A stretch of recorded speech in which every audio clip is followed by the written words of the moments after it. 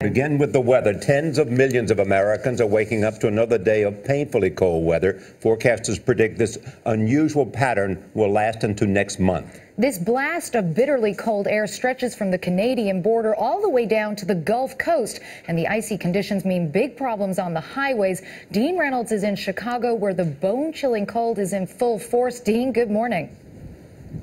Good morning, Clarissa and Charlie. Well, it's 4 degrees below zero here in Chicago with a wind chill in the minus 20s. And as we saw in Michigan City, Indiana, where they are still removing trucks from a big crash there on the interstate yesterday, if you add snow and ice to this mix, things can turn deadly pretty quickly.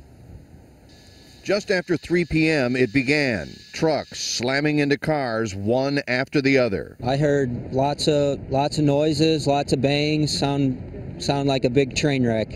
Nearly 50 vehicles were involved, many flipped over, trapping drivers for hours in extreme cold. People driving in here came in from sunshine to just complete whiteout, and it just compounded to this. One man was pulled from the wreckage nearly 4 hours after the crash. 3 were killed and 20 more of the injured were taken to local hospitals. Icy highways led to dangerous road conditions across the region. In Minnesota, nearly 400 weather-related crashes were reported in the last 2 days.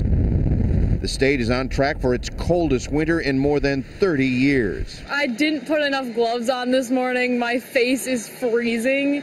I can't believe I'm out here.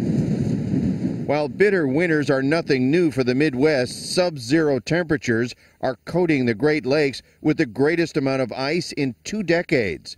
And with more frigid weather expected to hit yet again early next week, there may be more to worry about.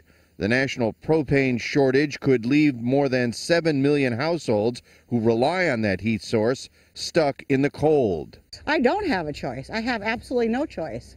I don't know how a lot of people, including myself, are going to be able to afford to fill our propane tanks to stay warm for the rest of the winter.